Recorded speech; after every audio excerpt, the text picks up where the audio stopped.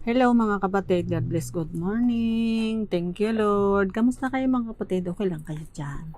Ang saya-saya ng buhay. Ayun, nalampasan natin ang mga pinagdaanan natin noong 2020. Dumaan lang tayo. Ayun, lumampas na tayo. 2021. Handa na ulit tayong tumanggap ng mga pagpapala, magpakatatag ng kung ano man yan. Magtatag tayo at manalig sa Panginoon. Amen. Glory to God. Thank you Jesus.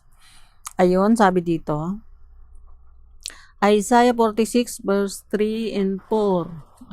Ayun, umulan na naman mga kapatid. Tingnan mo yan. Lagi nga ako nagbabalak na magpipilm ito mga kapatid. Ay lagi naman baga umuulan. Kaya ang ginawa ko, pagising ko ngayon umaga, kahit umuulan, tinuloy ko na. Kasi nga, blessing pa din yan, mga kapatid. Medyo maingay lang. Kasi yung bahay namin mga kapatid, ay parang bahay ng kalapati. Charot. Ay itong nakapatong sa puno. Joke lang. Tapos yung bubong, ayun na rin. Ayun na yung bubong. Bubong na talaga yun. Thank you, Lord. Salamat at may bahay. Thank you, Jesus. Pinagpala ang bawat araw natin kasi buhay pa tayo. Ano sabi? Isaiah 46 verse 3 and 4. Makinig kayo sa akin, lahi ni Jacob, kayong nalabi sa bayang Israel, kayo'y inalagaan ko mula sa inyong pagsilang. Hallelujah. Ayan. Diba inalagaan tayo ng Lord mula nang tayo pagsilang. Thank you Lord. Kaya ang buhay pa tayong iba nga pitos pa lang eh. Umuwi na sa Panginoon tayo o mga mukha na tayo. Mukha lang tayong pitos pero matatanda na tayo. Thank you Lord. O ligtas at ligtas pa rin tayo. Kasi sabi nga ng Panginoon, makinig daw tayo at siya daw naglaga sa atin mula ang tayo silang. Hallelujah. Thank you Lord. Sabi dito, verse 4. Ito yung paborito ko talaga mga kapatid. At lagi ko nga itong, ikaw Panginoon, ang mag-iligtas sa amin. Ang verse 4, 46 pa rin, Isaiah. Ang saya-saya mga kapatid. Thank you Lord. Ako ang inyong Diyos. Ingatan ko kayo hanggang sa pumuti ang inyong buhok. Ayun, sadya na pumuti ang buhok natin. Mga kapatid. Salamat sa pangkulay. Thank you Lord. Diba? Blondie ang buhok natin. Kahit mukha tayong uwak, buhok natin blondie. Thank you, Lord. Ayan, thank you, Jesus. Ay, doon na mas maputi. Sorry naman, mga kapatid. Ang sarili ko mas ba yung uwak? Kulang naman yung mukhang uwak. Mahalaga ay buhay at musunod sa Panginoon. Amen. Yung uwak na inutusan para pakainin si Elias eh. At kayo'y tumanda. Thank you Lord na tumanda pa tayong iba. Hindi na tumanda. Umuwi na agad. Mga kapatid. Kayo'y nilikha ko. Kaya tungkulin ko na kayo'y iligtas at tulungan. Thank you Lord. O kailangan naman tayo ay makinig din sa Lord at sumunod sa Kanya. Kasi nilikhaan tayo eh. Siya naglikha sa atin. Sumunod tayo kay Dimo. Paano tayo maligtas ng Lord niyan? Thank you Jesus. Hallelujah. Kaya napakabuti ng Diyos sa buhay natin. Mga kapatid, makinig daw tayo, lahi ni Jacob. O kanino tayo lahi? Kahit lahi ka ni Hagar, lahi ka ni Ismael. Lahat tayo ay pag nanalig na sa Lord, ingatan niya tayo, sabi niya. Dahil sa kabutihan ng Lord, bumaba dito sa lupa si Jesus. Ayun, lahat na, wala nang lahi-lahi. Thank you, Lord. Isaiah 44 verse 1 hanggang 2. Sinabi ni Yahweh, ikaw Jacob na lingkod ko, ako ay pakinggan. Ayun, sinabi doon kanina. Makinig daw yung lahi ni Jacob doon sa Isaiah 46 verse 4. Lahi ni Israel na pinili kong bayan. Amen. Thank you Lord. Pinili tayo. Siyempre huwag naman tayo magmalaki. Kami pinili ng Diyos. Kayo hindi. Huwag gayon. Verse 2. Akong si Yahweh ang sa iyo ay lumalang. Amen. Tulungan na kita mula nang ikaw ay isilang. Huwag kang matakot, ikaw na aking lingkod, ang bayang kong minamahal. Thank you Lord sa pagmamahal. Malinaw mga kapatid. Ayun. Tayo tinulungan niya mula pa ng isilang. Thank you Lord. Ngayon, ilang taon? Ako 55 na mga kapatid. Kasama natin ang Lord hanggang pumuti ang ating buhok. Yung buhok ko puti na. Pero blondie. Kinulayan ko ng brown. Hallelujah. Thank you Lord. May mga dati nga walang pang kulay kaya pag puti ng buhok, puti na talaga. Ngayon tingnan mo, sosyal. Pwede tayong magkulay ng dilaw, magmukha tayong tulihaw. Thank you Lord sa mga biyaya ng Lord na naranasan natin. Amen. Ayun, huwag kang matakot. Ikaw na aking lingkod, ang bayan kong minamahal. Thank you Lord sa pagmamahal. Ayun, verse 3. Aking ibubuhos ang saganang tubig sa uhaw na lupa. Ayun, uhaw na lupa yung ating mga puso. Lupa, bukirin ng Lord. Bubuhos na rin tubig. Yung salita niya, word of God, sa uhaw ng lupa, sa tuyong lupa. Maraming batis ang padadaluyin. Ayan. Ayun, itong Biblia, batis to na nadaluyan ng tubig. Praise God. Ibubuhos ko sa iyong mga anak ang aking espiritu at ang mga liping susunod sa iyo ay pagpalain. Hallelujah. For sila ay sisibol tulad ng damong sagana sa tubig. Amen. Sila ay dadaloy tulad ng halaman sa tabi ng batis. O may batis uli mga kapatid. Yung Biblia batis ito dito madaloy yung tubig. Si Jesus tubig. Bawat isa ay magsasabing ako ay kay Yahweh. Sila ay daraming darating upang makiisa sa Israel. Itatatak nila sa kanilang mga bisig ang pangalan ni Yahweh at sasabihin sila'y kabilang sa bayan ng Diyos. Ayun. Thank you, Lord. Dapat maging kabilang tayo sa bayan ng Diyos. Hallelujah. 6. Ang sabi ni Yahweh, ang hari at tagapagligtas ng Israel. Amen. Ang makapangyarihan sa lahat. Ako ang simula at ang wakas. Walang ibang Diyos maliban sa akin. Ayan. Bless God. Ayun, binasa lang natin mga kapatid. Isaiah 44 verse 1 hanggang 7. Sino ang gagawa ng mga ginawa ko? Sino ang makapagsabi sa mga nangyari mula simula hanggang wakas? O sino makapagsabi? Siyempre ang Panginoon lang. Thank you, Lord. Huwag kayong matakot, bayan ko. Alam mo, sa pasimula pa'y pinahayag ko na ang mga mangyayari. Kayo'y mga saksi sa lahat ng ito. Amen. Saksi tayo. Nabasa natin. Saksi sila noon, saksi pa rin tayo ngayon. Pag Diyos maliban sa akin, walang Diyos maliban sa Panginoon. Wala nang higit pa sa aking kapangyarihan. Amen. Thank you, Lord. Hallelujah. Kaya napakabuti ng Diyos at lahat ng ito ay napanghawakan natin. Babasahin mo lang to, pakinggan natin pag na-upload natin sa YouTube.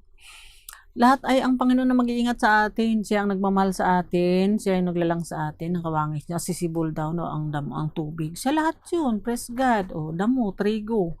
Thank you, Lord, sa mga biyayang ito. Ang batis, ang tubig. Yung salita niya tubig rin. Higit pa sa aking kapangyarihan. Wala daw higit pa sa kanyang kapangyarihan. Kaya sa Diyos na tayo manalig at magtiwala mga kapatid. Ingatan natin hanggang sa mumuti ang ating mga buhok. Hallelujah. Kaya wala na tayong hanapin pa. Nandiyan na lahat, nasa Biblia. Kaya, dapat naman na tayo nga ay magtiwala sa Panginoon. Ano man yung mga karanasan natin mga kapatid. Ayun doon sa ating binasa. Ingatan tayo hanggang sa pumuti ang ating buhok. Kaya tayo magtiwala lang at manalig sa Panginoon. Itong mga naranasan natin, hindi lang naman, sabi nga doon sa mga pinag-aralan natin una, di ba? Hindi lang tayo ang nakaranas noon, kundi ang ating mga kapatid sa buong daigdig. Kasi lahat ng tao, mayaman, mahirap, maputi, makulot, maunat ang buhok. Lahat tayo magkakapatid sa harapan ng Panginoon. Hallelujah. At iisa lang yung lumikha sa atin, ang Panginoong Yahweh na buhay at makapangyarihan sa lahat. Na siya rin tumutulong sa atin, nagliligtas, sabi doon sa ating binasa. Praise God. Kaya pantay-pantay lang sa harap ng Panginoon kasi lahat yan ay pahiram. Pumayaman tayo. Lahat yan ay blessing ng Panginoon. O siyempre nagsikap siya kaya siya yumaman. Kaya kung tayo medyo gipit, ay di magsikap din tayo. Makaraos sa araw-araw, kayamanan yun. Health is wealth. Pag malusog ka, kayamanan yun. Praise God. Thank you, Jesus. Yun namang mga yumaman sa pangangamkam, ay alam din ng Lord yun. Huwag tayo mag-isip doon na bakit sila gayon ay sila yumaman, kami mahirap. Kasi wala nga doon ang kayamanan.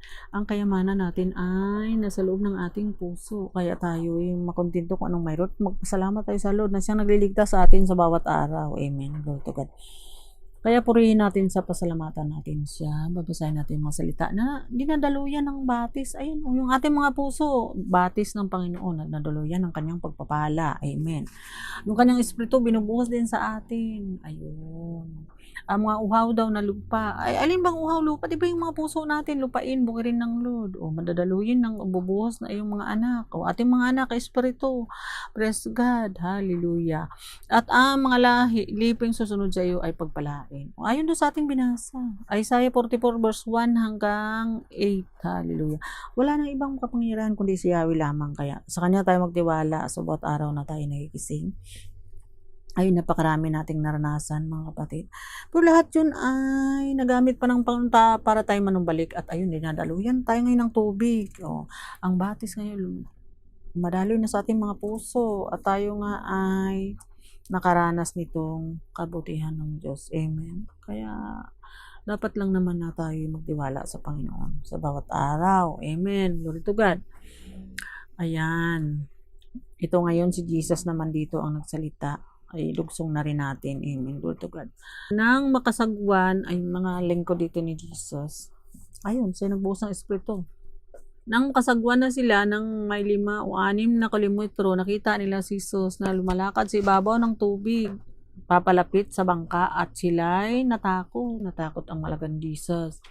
Ngunit sinabi ni Jesus sa kanila, huwag kayong matakot, ako ito. Ayan, kung ano man yung ating naranasan, habang tayo namamangka sa daigdig na ito, huwag tayong matakot kasi sabi ng Panginoon, ako ito. Praise the Lord, hallelujah. Verse 21, tuwang-tuwa nilang pinasakay si Jesus at kaagad na nakarating ang bangka sa kanilang papupuntahan. Pag nakasakay tayo sa bangka ni Jesus o nakasakay siya sa ating mga pangarap, sa ating pagsasagwan, ay hindi tayo dapat matakot kasi ako ito, sabi ng Panginoon. Amen. Tapos nakatuwang-tuwa sila. Pag tayo ay sumasagwan sa daigdig na ito, ano man yung ating ginagawa, sumasagwan tayo para makaraos. Praise God. O hilingin natin ng blessing ng Panginoon. Ako yung sumasagwan ako, mga kapatid. May tindahan ako maliit. Ang tawag ko doon pinagsamang SM at Pure Gold. Tapos pag may hinahanap sila, wala. Sige, dumiritso ka na. Kasi sa banda roon naman, nandoon yung Pure Gold. Sige, ayun. Diretso ka na doon. Lahat ng kailangan mo din sa tindahan kung SM at Pure Gold, nandoon. Hulong. Di ba? Ang saya. Thank you, Lord. Parang gaano man ka hirap yung ating pinagdaanan, sikapin natin maging masaya, mga kapatid, kasi maikli lang ang buhay. Minsan naghanap tayo ng mga kalungkot, palampasin yan kasi hindi natin sinasadya, hindi natin ginusto, nawalan tayo ng mahal sa buhay. Naku, nagkaroon ka ng kalungkutan na unlimited, hindi mo man lang matanggihan kasi nandyan na. Naranasan natin yung mga kapatid. Ako na umuwi sa Panginoon ng aking asawa, di unlimited na kalungkutan. Kaya mula nung ako masaya, pinilit ko maging masaya kasi pagdating naman ng oras, ireserba na lang natin sa mga ganun. Kasi kahit sa gustuhin man natin o hindi, talagang nangyayari yun. Doon na lang tayo malulungkot por bawat araw na magising tayo, dapat tayo maging masaya. Yung mga problema, huwag natin kadibdibin kasi minsan may mga problema na talaga naman unli. Kahit hindi mo hingi, inaayawan mo na nandyan pa rin na kailangan mong maging masaya at sumagwan pa din para makatawid ka sa pangpang. Praise God. Kung ano yung mga pangarap natin, ayun, nagbabalak nga kami mga kapatid na magsabkon nga. Tahi-tahi naman, praise God. Ayun ay pinagpe-pray pa rin, kasama pa rin ang Panginoon at kaagad makarating kung ano may mga pangarap natin na dagdag na blessing para makaraos sa pang-araw-araw na pangailangan. Maging blessing tayo sa iba, tapos maging blessing din sila sa atin. You are blessed to be a blessing. Praise God. Thank you, Jesus. Yun, kaya nakatuwa ang buhay, mga kapatid. Kaya ang saya-saya. Thank you, Jesus. Blessing talaga makarating ka sa patutunguhan mo sa bangka. Ayun nga sa helicopter, hindi nakarating sa patutunguhan at ay marahil ay hanggang doon ang hangganan ng mga tao. Alam naman na kasi ng Lord yun, mga kapatid. Ayun. Thank you, Jesus. Hindi naman dahil hindi nila kasama ang Panginoon. Kasama din ito nga naman ang sabi. Ang bawat tao dahil namamatay daw sa kanilang pag-aabala. Ay, may mga verse yung mga kapatid sa sunod na natin, pag-aralan natin. So, yung kaabalahan, doon inabot. Sumakay sa bangka, sumakay sa helicopter, hindi nakarating sa patutunguhan. May nanutunan tayo kasi ang Diyos lang nakakaalam, kaya makarating sa patutunguhan at makauwi ng ligtas ay isang malaking biyaya. Praise the Lord. Hallelujah. Thank you, Jesus. Tayo anong pangarap natin, makarating tayo sa patunguhan natin kasi kasama natin ang Panginoon. Gawa 17 verse 24-26. Ito lang, mga kapatid, ay naisip ko lang kasi nung mga panahon na ito na isama na rin natin. Ngayon ay relevant tong ating pinag-aralan kaya may isama uli natin. Paulit-ulit. Ang salita naman ng Lord ay sariwa at sariwa pa rin kahit paulit-ulit. Yun lang, pagkain na ulit-ulit din. 17 verse 24 and 26. Ang Diyos na gumawa ng sanlibutan at lahat ng narito ay ang Panginoon ng langit at ng lupa at hindi nanirahan sa mga timplong ginawa ng tao. Ayan.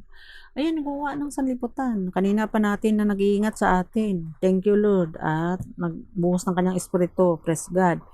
Nung nagkataong tao ang Panginoon, sinamahan niya sa bangka yung mga alagad niya. Hanggang ngayon, kasama pa rin natin ang Panginoon. Hindi na siya sa bangka, nasa puso natin. Sumakay man tayo sa tricycle, sa baha, sa bangka, sa barko, sa eroplano. Kasama natin ang Lord. Hiliwalayan ba tayo ng Panginoon? kailangan natin laging mananahan sa Kanya. 25, hindi siya nangailangan ng anuman tulong o paglilingkod. O hindi siya nangailangan ng lingkod natin. Naglilingkod tayo para sa ating pangailangan, para sa ating pakinabangan. Praise God. Thank you, Lord. Thank you, Jesus. Yung pagtubos niya sa atin, hindi pa rin sa kanyang pangailangan, kundi para rin sa atin. Lahat ng ginawa ng Lord para sa atin, mga kapatid. Kaya dapat naman tayo ay sumunod sa Panginoon para yung batis na ito dumaloy na ang tubig. Sa ating mga puso, kailangan ng anuman tulong o paglilingkod ng tao. Hindi kailangan naglingkod tayo para sa ating pakinabangan. Walang kailangan ang Lord sa atin, tayo may kailangan sa Kanya. Sapagkat siya mismo ang nagbigay ng buhay, hininga at lahat ng bagay sa sangkatauhan. Amen. Tama. Correct. Thank you, Lord. Lahat siya nagbigay. Anong kailangan sa atin ng Lord? Siya nga, lahat ng pinanggalingan. Mula sa isang tao, nilikha niya ang lahat ng lahi sa buong mundo. Itinakda niya sa simula pa ang kanilang panahon at hangganan. Ayan, naisip ko yung mga kapatid, bakit naman ganun nangyari doon, ganyan.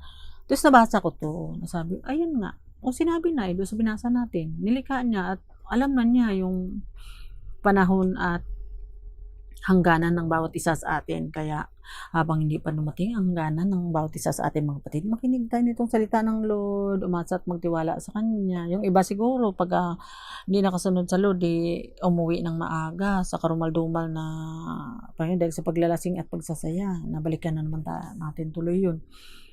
Kasi naging maaga yung hangganan kasi hindi ang kasunod sa Lord. O ito siguro si naalala ko lang mga si Kobe Bryant na hindi siya nakarating sa pupuntahan. Kaya talagang napakabuti ng Diyos pagka nakarating ka sa puntahan mo. Isang malaking himala at biyaya at nakabalik ka sa araw-araw, mga kapatid. Yung ating mamahal sa buhay, mamasada man yun anong man gagawin. Ayun nga, pati yung naglalakbay simpapawid sa karagatan kasama sa panalangin natin araw-gabi o bawat oras, pati yung mga karsada.